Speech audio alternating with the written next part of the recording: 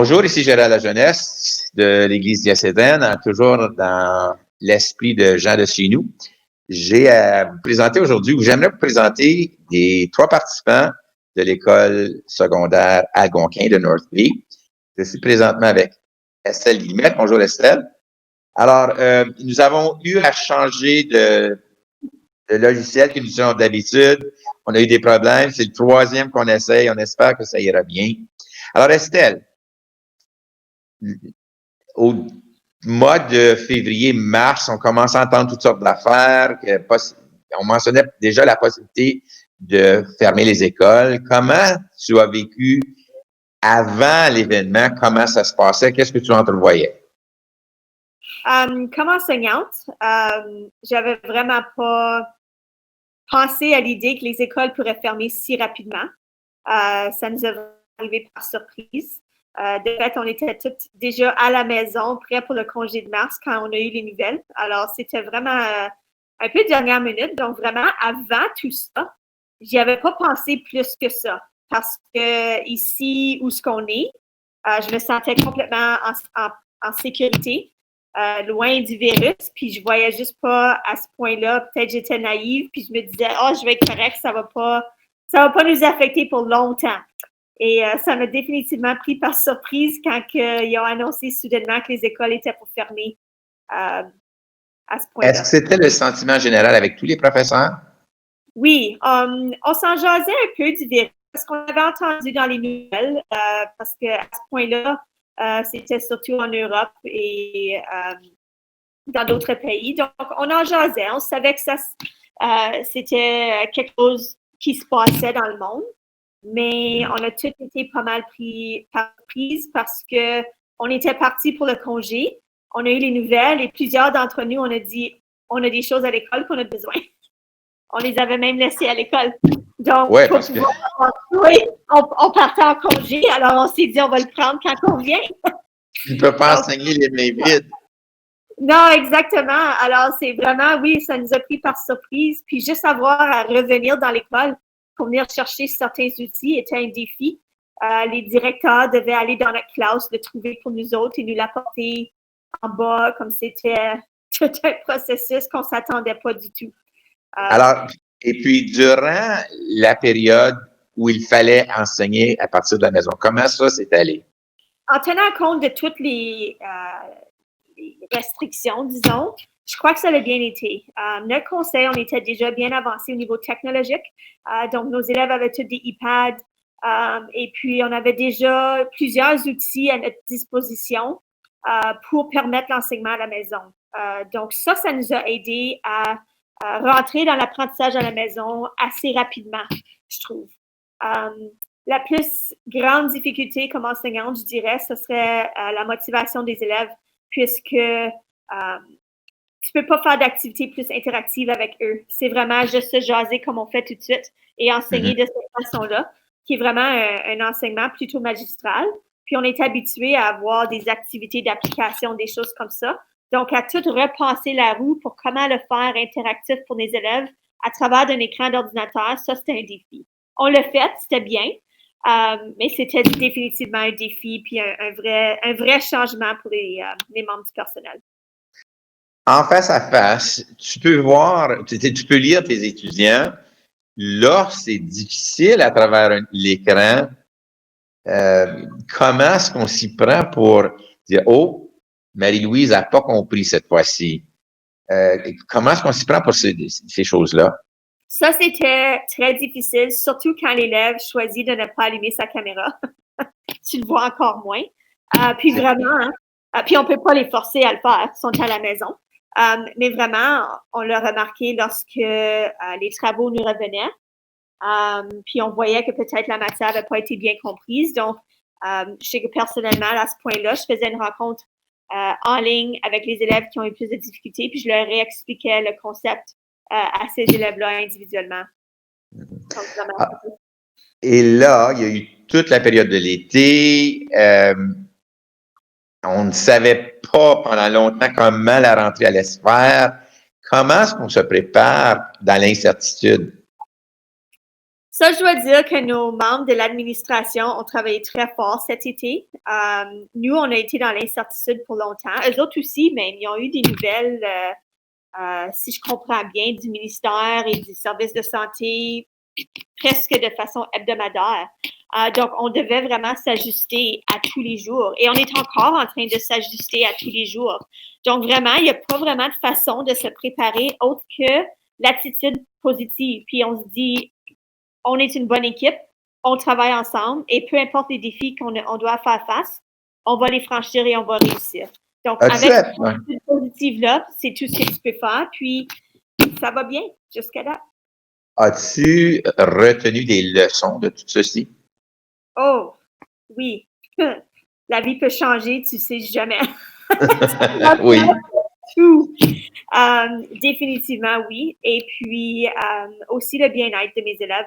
Toujours quelque chose que je tenais à cœur, mais je vois maintenant comment que des petits changements, ou pas des petits changements, ça c'est un gros changement, mais des changements de la routine quotidienne peuvent vraiment les affecter. Donc, il faut vraiment garder ça en tête. Et puis, ça, c'est les plus grandes leçons, je crois, que j'ai retenu de tout ceci. Puis, côté ta foi là-dedans, comment est-ce que ça l'a affecté ta foi négativement, positivement?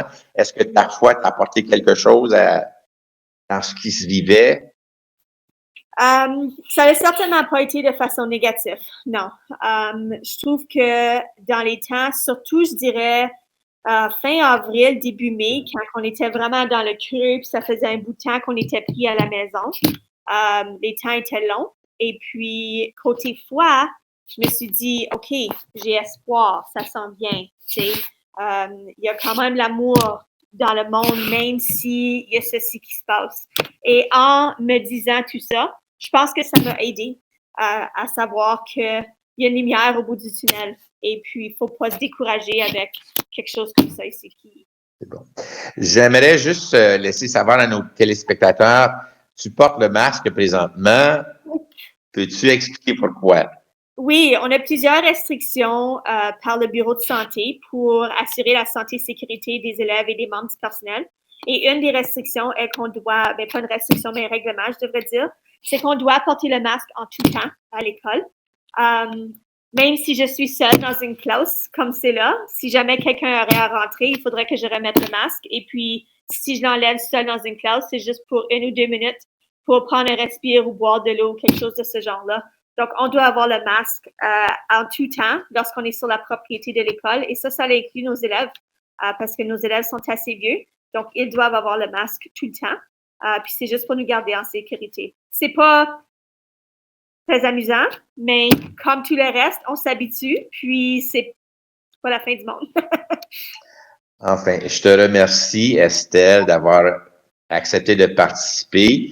Tu es une de trois. J'ai voulu avoir différents points de vue. Alors, toi, tu me donnes le point de vue d'un enseignante.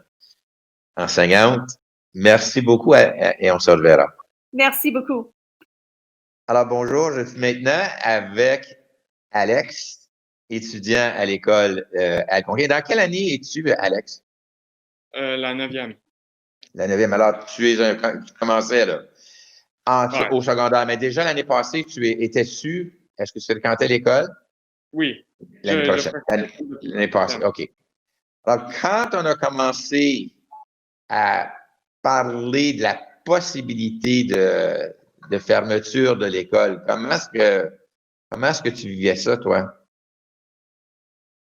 Bon, c'était pas mal un mix par ce temps, j'étais déjà fatigué de l'école, donc j'étais un peu excité de travailler à la maison. Mais aussi, j'étais un peu stressé à cause que je réalisais que c'était assez pire qu'il allait fermer l'école. Donc, je me demandais comme ça va devenir encore plus pire, comment longtemps que l'école va être fermée, puis ben, il y avait un gros mix d'émotions, là. Alors, tu vivais ça à deux niveaux. D'abord, un niveau personnel, mais aussi, ça te donnait une conscience de ce que ça voulait dire pour la grande société. Oh oui. La sévérité de la pandémie. Ouais. Donc, ça, c'était avant que ça commence. Donc, déjà, OK, on va pouvoir relaxer un petit peu, mais là, comment est-ce qu'on va se relaxer parce qu'on va travailler? Arrive la grande date, OK, c'est fini, on travaille à la maison. Comment est-ce qu'on Ouais. s'organise? Ben, on avait commencé à tout faire nos travaux en ligne, puis je trouve que c'était pas mal relaxant quand on était à la maison, on pouvait faire nos devoirs quand on est dans notre lit. Mais il y avait eu beaucoup de problèmes, je trouve, vu que c'est en ligne. On faisait nos classes, il y avait beaucoup de personnes qui ne pouvaient pas le faire à cause des problèmes d'Internet, ou juste des problèmes pas reliés à ça, puis ça faisait juste pas marcher. Mhm. Pour toi, comment c'est allé? Mais moi, je vis dans la campagne, puis mon Internet, c'est pas super bon. J'ai j'ai manqué beaucoup de classes en ligne à cause de mon Internet, mais j'ai pu soumettre la plupart de mes travaux, so comme I got by. Uh-huh. Tu as réussi quand même. Ouais. OK. Ouais. Donc, comment tu t'es motivé dans ces difficultés-là? Ben, vraiment, c'était plus motivant pour moi à cause, je trouve que moi, j'aime ça faire un travail dans un environnement calme où que j'ai pas de distraction puis je suis toute seule. Mais l'école, c'est l'opposé à cause il y a tellement de personnes autour. Habituellement, il y a des personnes qui parlent. Mais à la maison, je pourrais juste me réveiller, faire mon travail, puis là, je continuer avec ma journée. OK. Donc, ça te permettait de concentrer à ton goût, à toi. Ah oui, ouais. OK. Je pouvais comme avancer à mon propre rythme. Et puis, moi, j'aimerais savoir, là, durant ce temps-là, est-ce que tu avais des moyens de rester en contact avec tes amis? Ah oui, j'ai pu les texter, j'ai pu jouer des jeux en ligne avec eux. C'était pas vraiment un problème, mais il y avait plus de contact physique, j'allais plus les voir. OK. Ouais, Puis, en plus, il y avait la distance où tu demeures qui ah oui. est un autre niveau de difficulté. Ah oui, l'internet, ça a causé pas mal de problèmes quand je parlais avec mes amis. Uh-huh. Une fois que tous les cours étaient commencés, toi, puis là, tu me dis que tu avais des problèmes avec ton Internet. Mhm.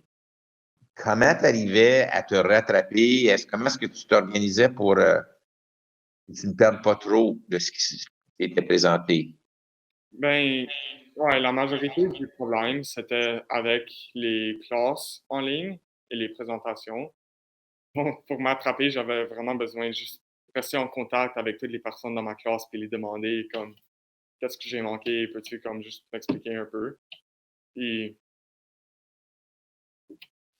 des fois ça marchait, des fois ça n'a pas marché.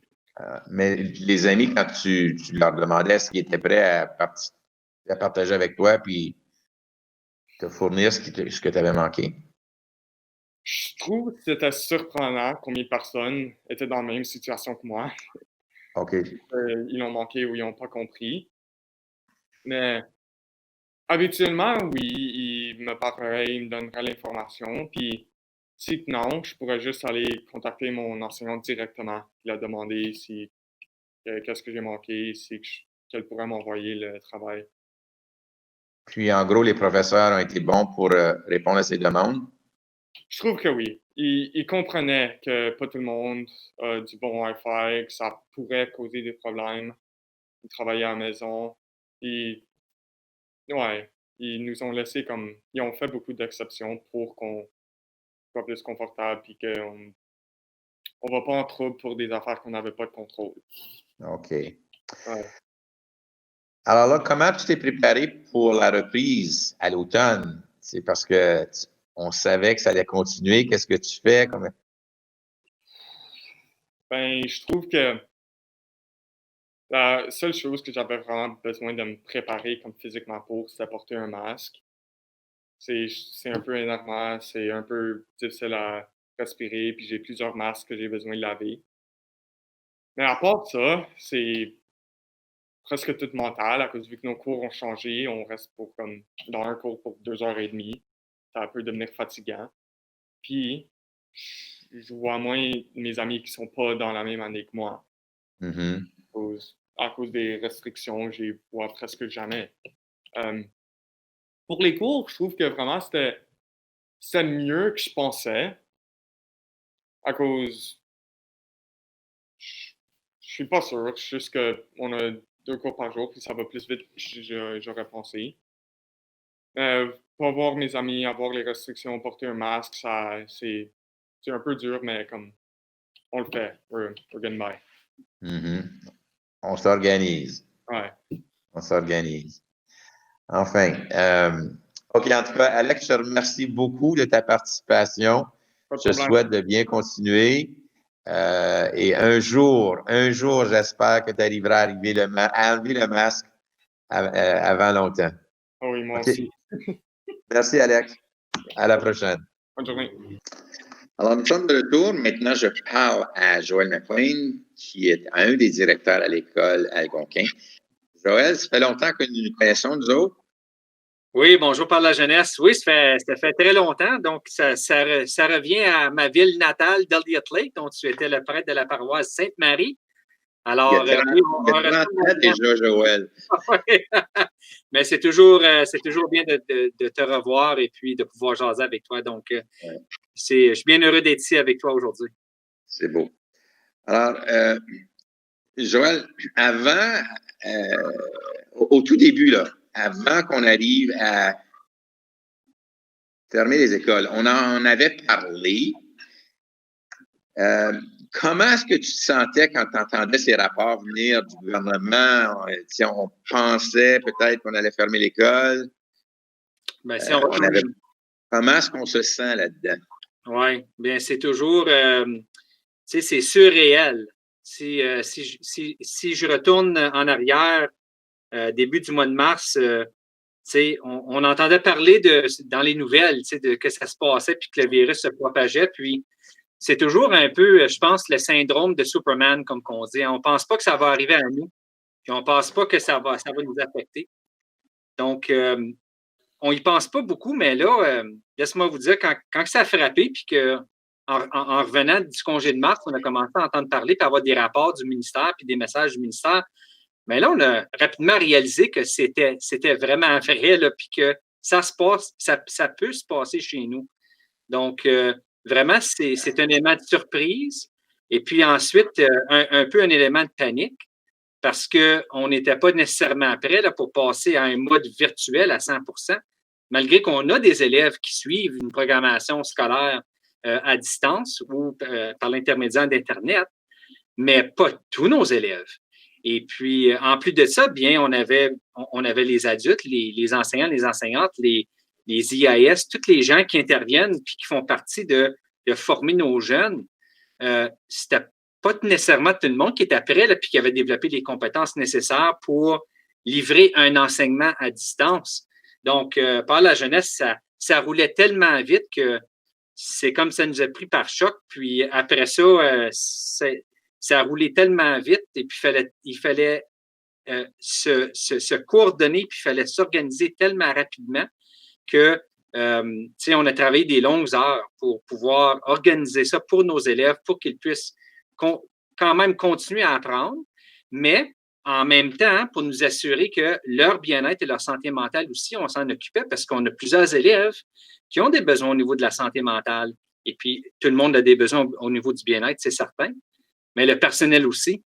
Donc, c'était pas juste une question d'éducation, mais c'était une question de comment est-ce qu'on fait pour nous assurer que nos gens, les personnes, vont être bien là-dedans, puis on va quand même pouvoir les desservir et puis répondre à leurs besoins. Donc, ça a été vraiment rapide, mais ça a été un choc. OK. Et puis,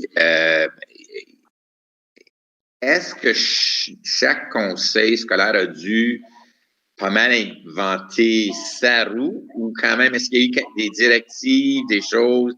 Est-ce qu'il y avait des contacts? Qu'est-ce qui marche? Qu'est-ce que vous faites? Qu'est-ce qui marche pas? Qu'est-ce qui va marcher chez nous? Est-ce qu'il y avait des échanges à ce niveau-là? Oui, définitivement. C'est certain que du fait qu'on devait rouler assez vite, il y avait certains éléments que chaque conseil scolaire, bien, on ne pouvait pas attendre pour avoir une rencontre et puis une communication entre tout le monde afin d'avoir des pratiques qui étaient un petit peu plus consistantes à travers la province dans les 13 conseils scolaires francophones. Mais tandis que dans d'autres instances, oui, nos directions d'éducation font partie d'un regroupement qui se nomme le CODELF. Et puis, eux avaient des rencontres sur une base régulière afin qu'ils puissent échanger par rapport à des pratiques réussies, des systèmes qui avaient déjà été inventés, et puis afin de voir bien quelle stratégie, puis quel système, puis quelles ressources est-ce qu'on pouvait se partager un entre l'autre chez les conseils scolaires francophones de la province. Donc, oui, il y a eu des échanges, puis ça prend à ça parce que si un conseil scolaire, par exemple, avait déjà mis en place un système très fort au niveau de l'enseignement à distance, c'est certain que d'autres conseils, peut-être que c'était moins une réalité, comme par exemple les conseils scolaires peut-être un peu plus nord-est, nord. C'est certainement des pratiques que nous, on n'avait pas peut-être développées jusqu'à un tel point comme un autre conseil. Donc, le partage a été très apprécié. Puis, le partage continue aujourd'hui entre les conseils scolaires. Puis, c'est quelque chose qu'on doit continuer à faire parce que non seulement est-ce qu'on s'appuie un et l'autre, puis on s'encourage, mais ça fait en sorte qu'on peut nous assurer que on passe pas à travers des mêmes erreurs peut-être que les autres ont déjà vécues puis qui ont appris par expérience. Et puis que nous, on peut tout de suite mettre en place des stratégies puis des façons de faire et des processus qui fonctionnent. Donc, le partage a été utile, puis les gens n'ont pas gardé ça pour eux mêmes. Ils ont vraiment partagé là, pour le bien de tout le monde. C'est ça. Même au niveau du conseil scolaire, puis en parlant avec des collègues qui travaillent dans d'autres conseils scolaires, le partage se faisait à chaque jour entre les enseignants et les enseignantes, entre les intervenants et les intervenantes, dans différentes écoles, dans une même école. Même, j'ai vu des partages dans les réseaux, dans les médias sociaux, des partages entre collègues qui sont des profs, qui sont des directions, mais dans différents conseils scolaires, même dans différentes provinces et même, je dirais, dans différents pays. Alors, c'est allé partout. J'aimerais savoir, là, à mesure qu'on avançait vers la fin de l'année, quand même, on se rendait compte que ça ne serait pas fini à l'automne. On n'avait aucune idée de ce qui allait arriver à l'automne. On ne savait pas si on exigeait que ça soit la distance continue l'éducation continue à distance ou si on allait réintégrer l'école et tout ça. Et ce n'est qu'au mois de juillet, je pense, fin juillet, début août, que finalement, il fut décidé qu'on intégrerait les écoles. C'est ça. Mais est-ce qu'on est prêt? C'est quand on est sur le qui-vive, là. Moi, je dirais que oui, par la jeunesse. Notre conseil scolaire, je peux parler pour le mien, le Conseil scolaire catholique Franco-Nord, dès le début de la pandémie, où est-ce qu'on a retourné les élèves à la maison, déjà, on commençait à planifier à l'avance, à savoir bien qu'est-ce qui arrive si. Donc, scénario A, scénario B, scénario C. Et puis, les équipes à l'intérieur du conseil ont pu organiser différents scénarios par rapport à différents résultats qu'on pourrait vivre, ne sachant pas qu'est-ce qu'on allait vivre là. Comme vous avez dit, ce n'est qu'en fin juillet que les annonces ont été faites pour dire, ben écoute, on va poursuivre en personne, en présentiel dans les écoles, mais là, on ne savait pas si ça aurait été par distance aussi ou à distance aussi. Alors, pour notre conseil scolaire, on avait dressé des plans pour chacun de ces scénarios-là. Donc, à ce moment-là, ou de ce point de vue-là, je pense que nous étions prêts. Puis là, il restait toujours des petits éléments, tu sais, de dernière minute, oui. La rentrée, comment s'est-elle passée? Bien, écoute, ça a été différent. Et juste le fait que c'était différent, bien, ça a été difficile pour plusieurs personnes parce que non seulement est-ce que il y a toute la peur du virus lui-même, parce que nous, les gens qui travaillent dans les écoles aussi, ça crée de l'anxiété parce que nous, on veut pas être infectés non plus. Mais ça crée autant d'anxiété chez les élèves aussi. Donc, ça s'est vécu différent, mais à cause que nous étions bien organisés, par exemple, l'entrée s'est faite d'une façon échelonnée. Alors, on n'a pas eu tous les élèves en même temps. Les 2 premières semaines d'école, on avait certaines cohortes qui venaient à tous les jours, jusqu'à peu près la fin de la 2e semaine où est-ce qu'on avait toutes les cohortes. Alors, ça nous a permis de pratiquer les procédures d'entrée. Par exemple, chaque niveau scolaire avait leur propre entrée dans l'édifice. Il y avait des parcours à suivre à l'intérieur de l'édifice pour ne pas que les cohortes se croisent. Donc, il y avait plein de procédures là, que cette entrée échelonnée nous a permis de pratiquer, puis nous a permis de nous assurer que les élèves comprenaient bien la raison d'être, puis l'importance de bien respecter les consignes du bureau de santé par rapport au port du masque, laver les mains, puis ne pas mélanger les cohortes. Donc, des éléments essentiels, là. C'est bien. Et quelles sont les grandes leçons que tu as retirées de ça? Bien, les grandes leçons, je dirais que la première, c'est de ne jamais prendre rien pour acquis, parce que aussi bien que nous l'avons aujourd'hui, hein, ça peut être enlevé aussi rapidement. Ça, c'est la première chose. La deuxième leçon, je dirais, c'est, je pense que les gens réalisent l'importance de la relation humaine que nous avons un entre l'autre. Parce que c'est ça qu'on a perdu un peu. On a perdu ces contacts-là. Puis même les jeunes, autant qu'on dit qu'ils sont tout le temps pognés sur leur téléphone cellulaire puis sur Internet, puis oui, c'est vrai, ils le sont. Mais même eux, on voit là, qu'ils réalisent que même pas avoir au moins un peu de ces contacts-là qu'il y avait habituellement, ça a un impact sur leur bien-être puis sur leur santé mentale. Donc, ça, c'est un élément qu'on a réalisé d'encore plus d'une grande importance, c'est le bien-être puis cette connexion humaine-là que nous avons entre nous, qui est vraiment au cœur de la relation humaine, puis c'est au cœur de qui nous sommes. Alors, sur cette idée de connexion, je vous souhaite de continuer à connecter. Nous autres, parfois déconnecter. Merci, Joël. Merci beaucoup par la jeunesse. À la prochaine. Bye-bye. Alors voilà, je vous remercie de vous être joint à nous. On a voulu vous présenter comment ça s'est passé à l'école, tout ce qu'il fait. Et l'important, je pense, c'est, Joël l'a dit, hein, c'est de continuer à garder nos connexions. Et entre autres, notre connexion avec Dieu. Je souhaite tout le monde d'avoir une belle semaine. Merci de nous avoir rejoints. À la prochaine. Mais pour cela, ne faut-il pas